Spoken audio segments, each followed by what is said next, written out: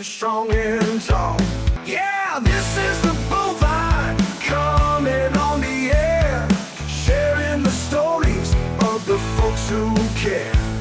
Profiles of passion, voices of the trade, dairy strong legends being made. Yeah, this is the bovine coming on the air, sharing the stories of the folks who care. Profiles of passion, voices of the trade, dairy strong legends. You're listening to the Bovine Podcast, the show that brings you the stories of a life well lived in the world of dairy. Here, we don't just talk about milk. We talk about legacy, innovation, and the people who shape the future of agriculture. In this industry, we often measure success in pounds of milk, in linear scores, or in dollars per hundredweight. But the real story of a successful farm isn't written in ledgers. It's written across generations, in the lines on a father's face and the promise in a son's eyes. It's about a relentless pursuit of excellence, even when it looks like a crazy bet. Today, we're taking you to a place where a single decision, made over 60 years ago, set the stage for a dynasty. We're going to a quiet farm in Iowa to uncover the Farnear formula. It's a story about a family who chose to invest in genetics when their neighbors chose to play it safe, and how that one choice continues to pay dividends today. You may have heard their names, Tom, Mark, and Adam Simon. You may have seen their bulls, Farnear Delta Lambda and Farnear Altitude Red, winning Premier Sire at World Dairy Expo. But to understand this moment, you have to go back to a time when a registered Holstein was an expensive gamble, and the future of dairy was an unwritten dream. And we're taking you there, right now. You stand in the cattle barn at World Dairy Expo, Madison, Wisconsin, October 4th, 2024. The air thrums with nervous energy as exhibitors pace the aisles, straightening already perfect halters, brushing coats that gleam like obsidian. You've been coming to this show for decades, but tonight feels different. The Grand Champion presentations are wrapping up. Your heart pounds as you watch Tom Simon adjust his position near the show ring. His weathered hands, steady despite his age, rest on the rail where his father Joe once stood 40 years ago. You know what's coming. The announcement that will either validate 60 years of calculated risk-taking or leave another dream unfulfilled on the sawdust floor. The announcer's voice cuts through the crowd noise. Ladies and gentlemen, we're proud to announce this year's Premier Sires. Your breath catches. 2 bulls, 1 operation, Farnear Delta Lambda ET and Farnear Altitude Red ET. The impossible has happened. But this moment, this triumph, began with a decision that neighbors called financial suicide. A choice made by a stubborn Iowa farmer who believed that excellence, not economy, would build his legacy. This is the story of how one family's expensive mistakes became the dairy industry's blueprint for success, how strategic thinking over 60 years built a genetic dynasty, and why the most dangerous thing in agriculture isn't taking risks, it's playing it safe. You're driving down a gravel road in Delaware County, Iowa, 1960. Dust clouds rise behind your pickup as you pass farm after farm, each one a family operation carved from prairie soil by stubborn German and Scandinavian immigrants. This is dairy country, but not the kind you'll recognize decades later. The farms are small, 40, 60 cows at most, grade Holsteins mostly, good enough cattle that produce adequate milk for the local creamery. Most farmers are content with good enough. Feed the family, pay the mortgage, maybe take a vacation to the Wisconsin Dells if corn prices cooperate. You pull into the Simon farm, 160 acres that Joe bought after returning from Korea. The barn is solid but unremarkable. Red paint, white trim, a gambrel roof that's seen better decades. The milking parlor holds 16 cows, twice daily, by hand until Joe grudgingly installed a pipeline system 2 years ago. The agricultural revolution is stirring, but most farmers can't see it yet. Artificial insemination is still viewed with suspicion by neighbors who trust their own bulls. Genetic improvement means buying a better bull from the neighbor, not shipping frozen semen from some laboratory hundreds of miles away. You stand in Joe's kitchen, studying the farm records spread across the oilcloth-covered table. Milk prices, 3.20 per hundredweight. Feed corn, $1.10 per bushel. A good Holstein heifer costs $400, more than most farmers make in a month. The economics are brutal in their simplicity. Every dollar counts. Every decision carries weight that can sink a family operation. This is why your neighbors play it safe. Buy average genetics, accept average results. But Joe Simon is studying something else. A thin catalog from the American Breeder Service, filled with bulls most farmers can't afford, and genetic terminology that sounds like science fiction. You flip through pages showing semen prices that make your stomach drop. Elite bulls, $15 per unit. Your neighbors are using $3 semen from local bulls. The math is simple and terrifying. Joe is considering genetics that cost 5 times the going rate. In the distance, you hear the evening news on the radio. Kennedy is president. The Cold War dominates headlines. But here in rural Iowa, a quieter revolution is beginning, one that will reshape how America feeds itself. You're Joe Simon, and it's 4:30 a.m. on a January morning in 1961. The temperature outside is -12 degrees Fahrenheit, cold enough that the barn windows are frosted over in intricate patterns. Your breath fogs as you begin morning chores, but your mind is already working through the numbers. You learned precision in Korea. Every decision mattered. Every resource counted. You returned home with discipline that your neighbors mistake for stubbornness and a conviction that excellence requires sacrifice. Your father's farm was different. Good German stock, steady production, never the highest, never the lowest. Gut ist gut genug, he'd say. Good is good enough. But standing in this barn, watching cows that produce 8,000 pounds of milk annually, when you know genetics exist that could double that production, good enough feels like surrender. Your wife Helen worries about the risks. You've had the conversation over kitchen coffee, her practical concerns battling your vision of what this farm could become.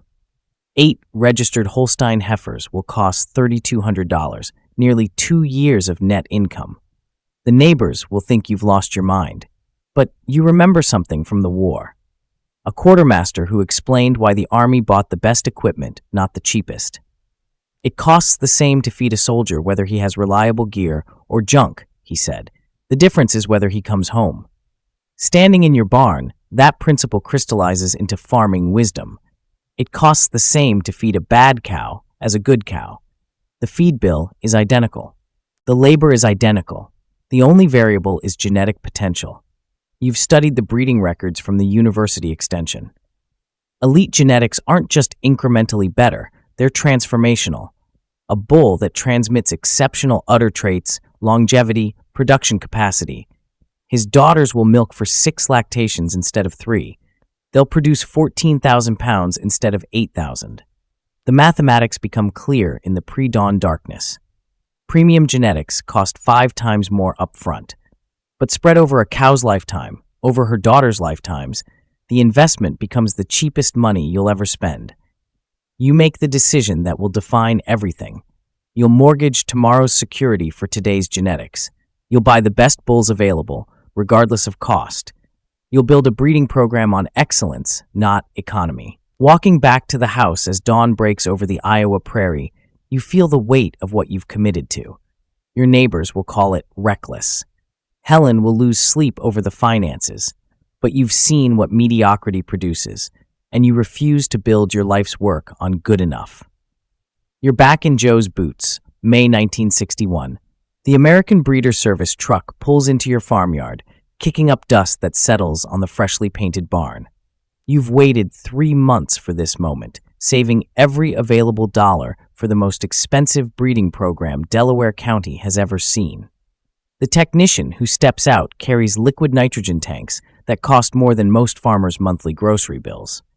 Inside those tanks, frozen in time, are genetics that represent the cutting edge of dairy science. Bull semen from animals that have never set foot on your farm but will father the next generation of your herd. Your first purchase makes your hands shake as you sign the check. Elevation, an elite bull whose daughters average 16,000 pounds of milk per lactation. The semen costs $15 per unit. Your neighbors are using bulls that cost $3. Standing in the breeding shed, watching the technician prepare the insemination equipment, you calculate the risks. 8 cows to breed, 12 units of semen to ensure conception. $180 for genetics alone, more than most farmers spend on seed corn for 40 acres. The process itself is clinical, scientific, nothing like the natural breeding your father practiced. But as you hold each cow steady for insemination, you're not just breeding cattle, you're investing in a vision that exists only in genetic potential and university research papers. Summer 1961 brings the first test of your conviction. Corn prices drop to 95s per bushel. Milk prices stagnate. Your neighbor, Bill Hartman, stops by to discuss your experiment with artificial insemination. "Joe, that's a lot of money for something you can't even see," he says, leaning against your feed bunk.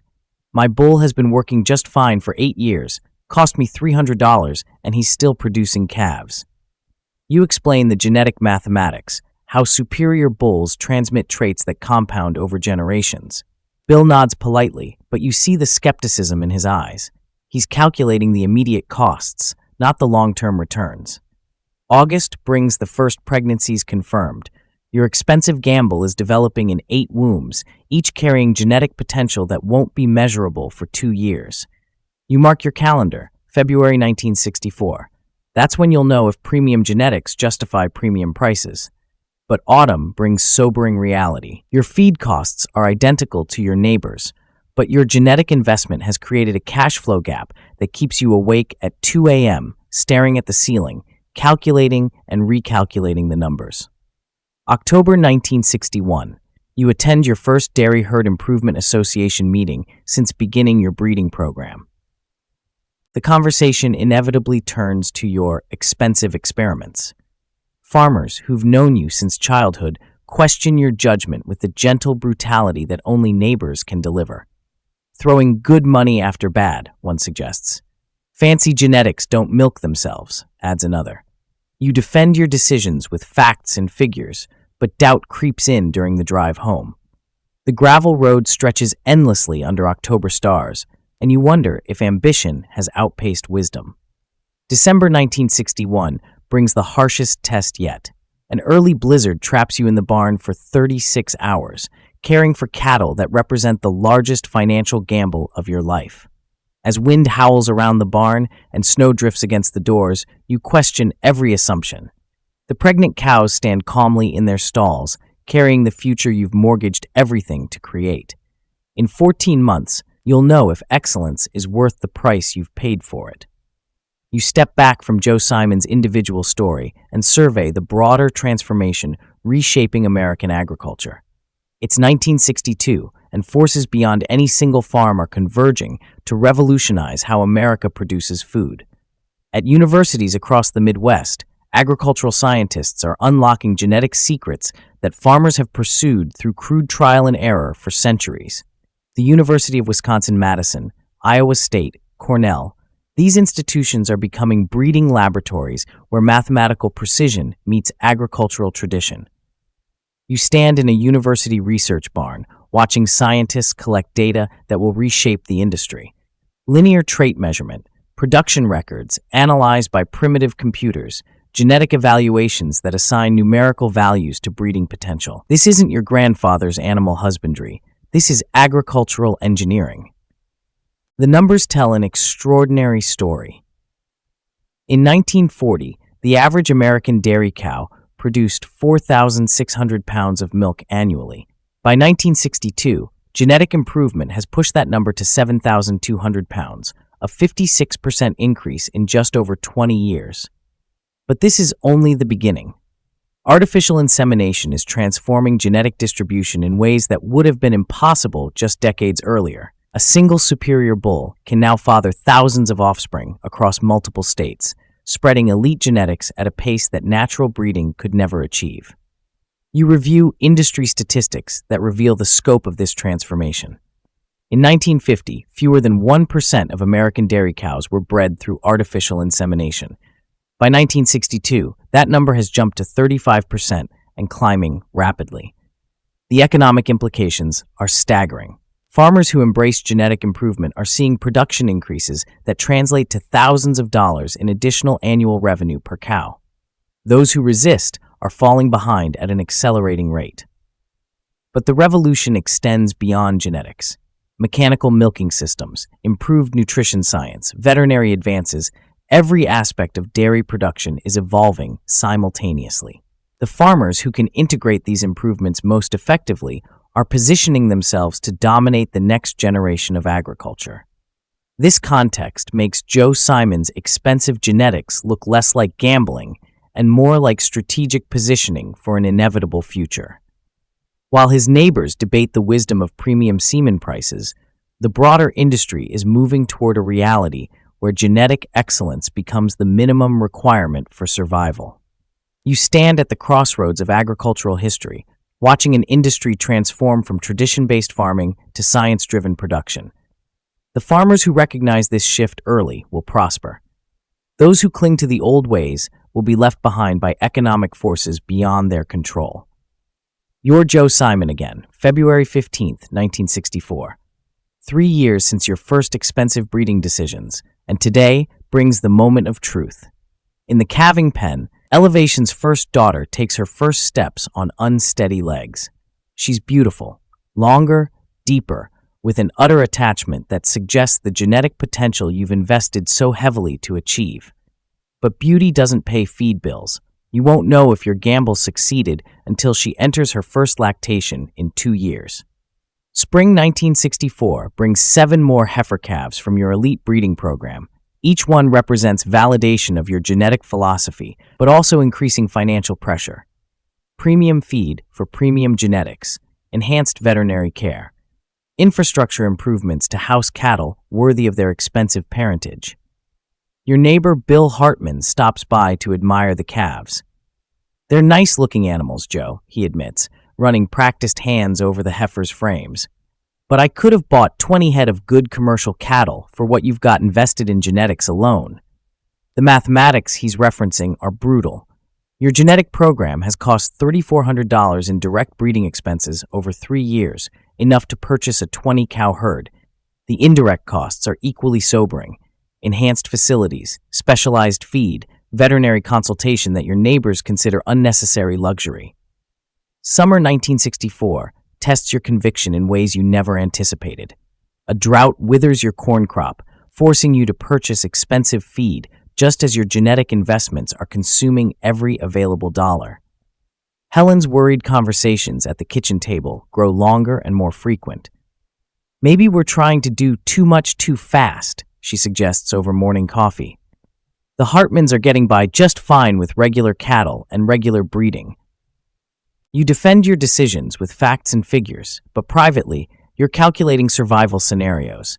If the drought continues, if corn prices climb higher, if milk prices drop, any combination could force you to abandon the genetic program that's becoming your life's work.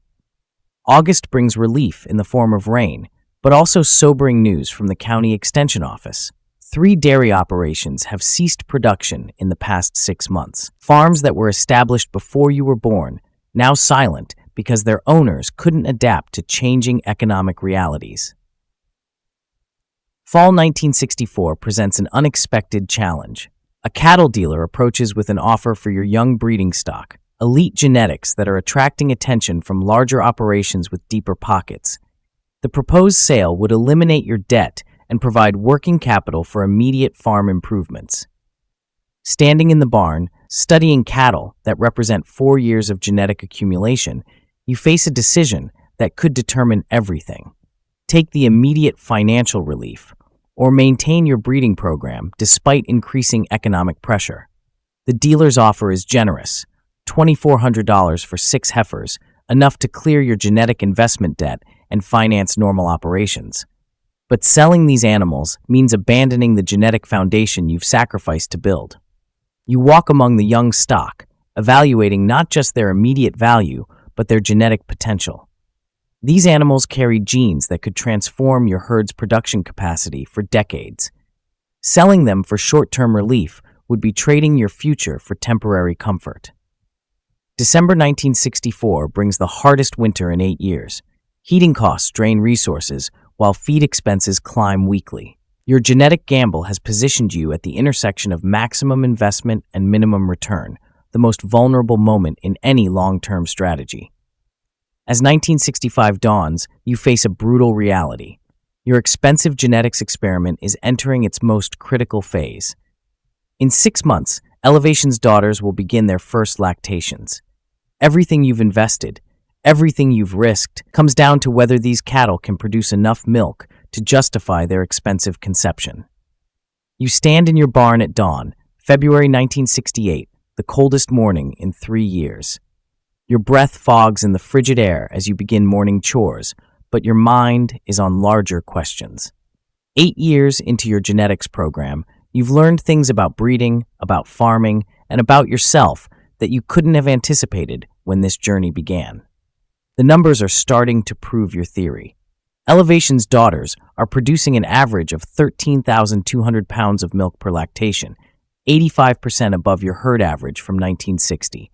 The genetic investment that neighbors called reckless is generating $1,400 additional revenue per cow annually. But success brings its own pressures. Your son Tom, now 15, helps with morning chores before school.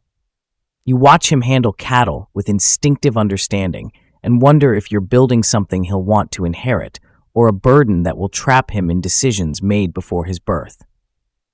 "Dad," Tom asks, adjusting a feed bunk, "why do we spend so much more on breeding than everyone else?" The question cuts deeper than he realizes. You explain the genetic mathematics, the long-term vision, the commitment to excellence over economy, but you wonder if you're teaching him wisdom or passing on an obsession that could consume his future as it's consumed yours. The community's attitude toward your experiment has evolved from skepticism to grudging respect to genuine curiosity. Neighbors who once questioned your judgment are now asking about your breeding program. The Dairy Herd Improvement Association meetings feature your production records as examples of what's possible with superior genetics. But recognition brings new pressures. Other farmers want to purchase offspring from your breeding program. Genetics companies are interested in your bulls for artificial insemination. Success is transforming your small breeding program into something larger and more complex than you ever intended. Helen notices the changes in you. "You worry about those cattle more than you worry about us," she observes during a rare quiet evening. She's not entirely wrong. The genetic program has become consuming in ways that extend beyond economics into personal identity. You've invested so much, financially, emotionally, spiritually, in genetic improvement that failure would mean more than business loss. It would invalidate the core belief that excellence justifies sacrifice, that long-term vision trumps short-term security. Winter evenings find you in the barn long after chores are finished, studying cattle that carry your genetic selections forward into an uncertain future. Each animal represents decisions made years earlier, when you couldn't predict market conditions, weather patterns, or family dynamics that would shape their productive lives. The weight of generational farming settles on your shoulders like winter cold that penetrates despite the warmest clothing. Your father built this farm with steady, conservative decisions that prioritized stability over growth. You're transforming it into something he wouldn't recognize, a genetics laboratory where every breeding decision carries implications for decades. Tom will graduate high school in 3 years. He'll face choices about college, about farming, about whether to continue the genetic program that's defining his inheritance. You wonder if you're giving him opportunity or obligation, freedom or a burden he'll carry for his entire working life. Walking back to the house under February stars, you understand that genetic improvement is more than scientific breeding. It's a form of faith. Faith that excellence matters more than economy. Faith that long-term vision justifies short-term sacrifice. Faith that the future will reward decisions the present can't fully appreciate. You're Joe Simon, March 1974, and the agricultural world is shifting beneath your feet. The oil embargo has triggered an economic crisis that's rippling through rural America like a ground fire. Diesel fuel has doubled in price. Fertilizer costs have tripled. The comfortable assumptions that guided your breeding program for 13 years are crumbling. Your breeding program has produced exactly what you envisioned, cattle that consistently outproduce their contemporaries by 40%. But high-producing cattle require high input management, premium feed, enhanced veterinary care, sophisticated facilities. All the expenses that make genetic excellence profitable are now inflation casualties. The bank meeting that changes everything takes place on a gray March afternoon in Cedar Rapids. You sit across from a loan officer who's known your family for 20 years but now studies your financial statements with new scrutiny. "Joe, I'll be straight with you," he says, shuffling papers that represent your life's work reduced to numbers. "Your breeding program is impressive, but it's also expensive. We're seeing a lot of operations scale back on specialty inputs right now." The numbers he presents are sobering. Your genetic investments total $47,000 over 13 years, more than many farmers earn in 5 years of operations. The return on investment is documented, measurable, but requires continued capital investment that the current economic climate makes problematic. "What are you suggesting?" you ask, though you already know the answer. "Simplify," he responds. "Scale back the genetics program. Use more conventional breeding until economic conditions stabilize. Your production records prove you can farm profitably without the expensive inputs." Driving home through the Iowa countryside, you pass farms that are implementing exactly what your banker suggested. Operations that are scaling back, playing it safe, waiting for better economic conditions, the conservative approach that your father would have understood. That evening, you spread your records across the kitchen table. Production data, genetic evaluations, financial projections, breeding plans that extend 5 years into an uncertain future. Helen studies the numbers with you, but her silence communicates volumes. "We could sell the young bulls," she suggests quietly. "The genetics companies are still interested. Use that income to reduce debt and weather this crisis." The bulls she's referencing represent the culmination of your genetic program, young sires whose daughters could transform breeding programs across the Midwest. Selling them would provide immediate financial relief, but abandon the genetic progress you've spent 13 years accumulating. Tom, now 21 and actively involved in farm operations, offers his perspective during evening chores. "Dad, maybe we should hedge our bets," he suggests. "Keep the core genetic program, but scale back the intensity until economics improve." Standing in the barn among cattle that represent more than genetics, they represent 13 years of conviction, sacrifice, and strategic vision.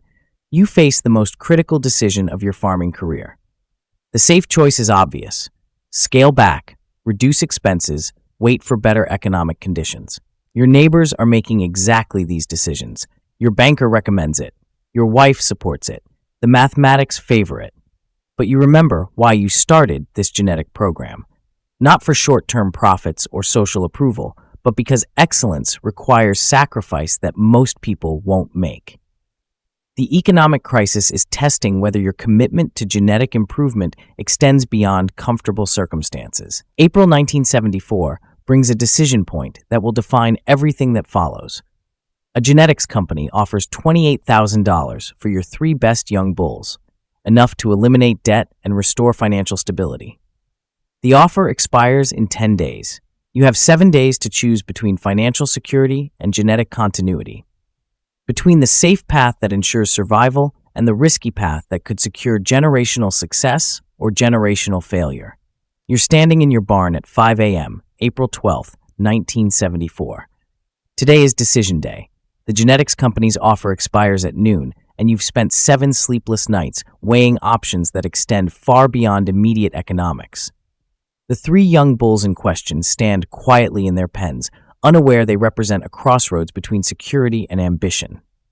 Farnear Mark Elevation, Farnear Master Plan, Farnear Genetic Pride, names you gave them as calves, believing they would carry your genetic program into the future. You've run the numbers dozens of times. Selling the bulls provides immediate debt relief and working capital for normal operations. Your breeding program could continue with less expensive genetics, producing adequate results without the financial pressure that's kept you awake for months. But as you feed cattle whose genetic potential exceeds anything your neighbors own, you confront the fundamental question that's driven every decision for 13 years. Is excellence worth the price it demands? Tom joins you for morning chores, and together you work through the familiar routine. He's been accepted to Iowa State's agricultural program, but has indicated he might defer enrollment to help with farm operations during the economic crisis. "What are you thinking, Dad?" he asks as you adjust feed bunks. You explain the decision parameters, the financial implications, the long-term consequences of choosing security over genetic progress. Tom listens with the attention of someone who will inherit whatever you decide. What would Grandpa have done, he asks. Your father would have sold the bulls without hesitation. He believed in steady progress, manageable risks, decisions that prioritized family security over business growth. His approach built the foundation you've been expanding, but it wouldn't have created the genetic program that now defines your operation. Grandpa made decisions that got us this far, you tell Tom, but this decision determines where we go from here. As morning progresses, you complete the familiar tasks that have structured your life for 14 years.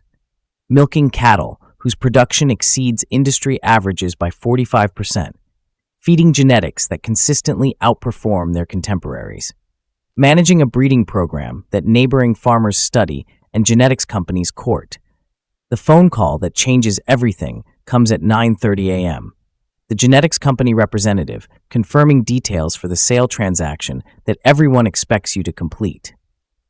We'll need to collect the bulls by 3 p.m., he explains. Transport truck will be there at 2:30.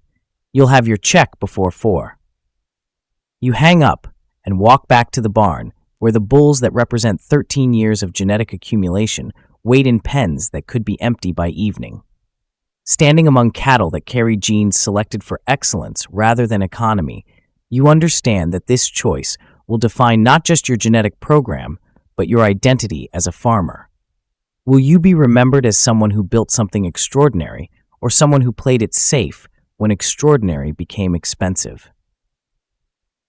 At 11:45 a.m., you call the genetics company back. I appreciate the offer, you tell the representative, but the bulls aren't for sale. The decision resonates through the barn like thunder. You've chosen genetic continuity over financial security, long-term vision over short-term comfort. The economic crisis will have to be weathered through other strategies. Tom, who overheard the phone call, joins you in the bullpen. So we're keeping them? We're keeping them, you confirm. This breeding program isn't just about cattle. It's about believing that excellence matters more than convenience. That afternoon, you implement alternative strategies for managing the economic crisis.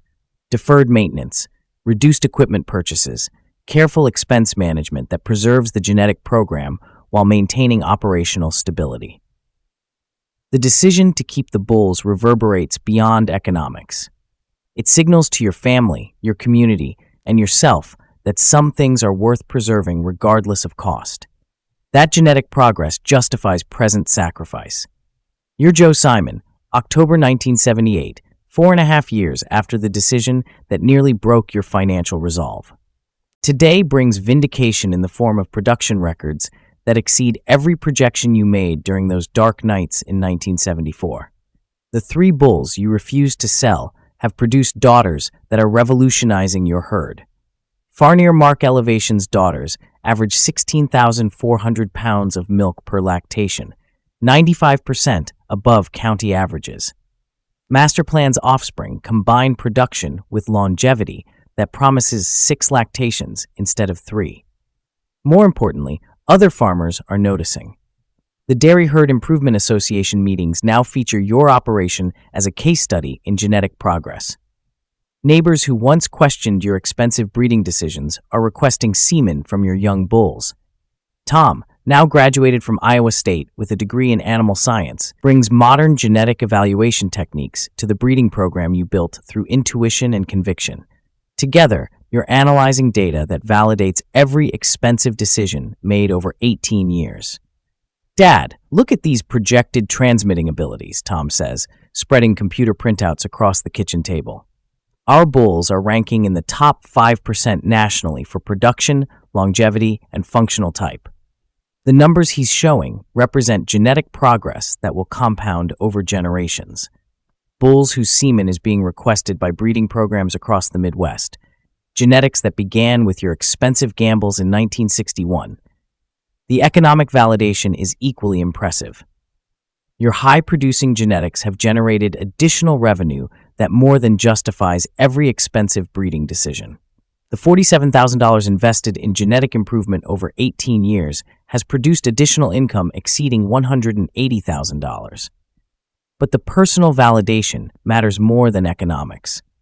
Walking through your barn, you see cattle that embody principles you've maintained against skepticism, economic pressure, and safer alternatives. Every animal represents choices made for long-term excellence rather than short-term convenience. Helen notices the change in your demeanor. "You're different now," she observes during a quiet evening, "more settled, like you've proven something important to yourself." She's right. The genetic program has evolved from expensive experiment to proven strategy, from risky gamble to foundation for generational success. Community recognition arrives in unexpected forms. The County Extension Office requests your operation for educational tours. Agricultural students visit to study genetic improvement programs. Your breeding philosophy becomes curriculum at Iowa State. Tom's involvement brings new perspectives that complement your experience-based wisdom. He introduces genetic evaluation software, reproductive technologies, breeding strategies that accelerate progress while maintaining the excellent standards you established. October 1978 concludes with an achievement that validates every sacrifice: your first homebred bull accepted by a major artificial insemination company. Farnear Mark Genetic Pride will distribute your genetics to dairy operations across North America. Standing in your barn as autumn settles over Iowa, you understand that genetic improvement isn't just about cattle, it's about believing in principles that extend beyond immediate circumstances. Excellence requires sacrifice that most people won't make, but rewards that sacrifice over time scales that most people can't envision. You're Tom Simon now, October 4th, 2024, watching the announcement that caps 63 years of genetic commitment. 2 premier sires from 1 breeding program. Farnear Delta Lambda ET and Farnear Altitude Red ET represent genetic progress that began with your father's expensive gambles in 1961. The journey from Joe's first $15 semen purchases to today's premier sire recognition encompasses technological revolutions, economic crises, and generational changes that have transformed agriculture beyond recognition. But the core principle remains unchanged. Excellence justifies whatever it costs. Delta Lambda's success exemplifies everything your father envisioned. Commercial dairies embraced his genetics first, proving functional excellence before show ring recognition followed. Lambda's daughters produce exceptional volumes while maintaining structural soundness that ensures 6 lactation productive lives. The numbers that define modern success would have seemed impossible to your father. Genomic evaluations that predict genetic potential from DNA analysis, reproduction technologies that multiply elite genetics across global markets, breeding programs managed through artificial intelligence and precision agriculture. But standing in the barn your father built, surrounded by cattle whose genetics trace to his original decisions, you understand that technology has simply accelerated principles he established decades earlier. Invest in the best genetics available. Maintain long-term vision despite short-term pressures. Choose excellence over economy. Your son Mark and nephew Adam represent the 4th generation of genetic stewardship, bringing perspectives that complement tradition with innovation. They manage genomic data that reveals genetic relationships your father could only guess at, but they apply it through breeding philosophies he established. The breeding program has evolved into something larger than individual success. Farnear genetics influence breeding decisions across 6 continents. Bulls developed in your Iowa barn are improving production efficiency in New Zealand, heat tolerance in Australia, component production in Europe. Recognition extends beyond cattle achievements. Agricultural universities study your breeding program as a model for long-term genetic improvement. The strategies your father pioneered are now standard practice in progressive breeding programs worldwide. But the personal legacy matters most. Walking through facilities that house cattle worth more than entire farms, you remember Joe's fundamental wisdom. It costs the same to feed a bad cow as a good cow. Everything else follows from that insight. The genetic program that nearly broke your family's finances in 1974 now generates revenue that sustains not just your operation, but influences global breeding strategies.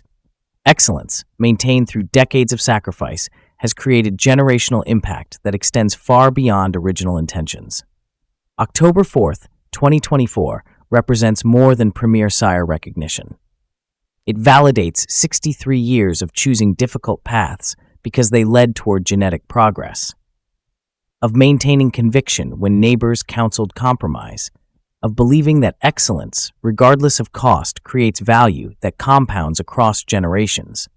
You stand in the same barn where Joe Simon made his first expensive breeding decisions in 1961, but everything has changed except the fundamental principle that drives genetic improvement. Excellence costs more than mediocrity, but excellence is the only investment that pays generational dividends.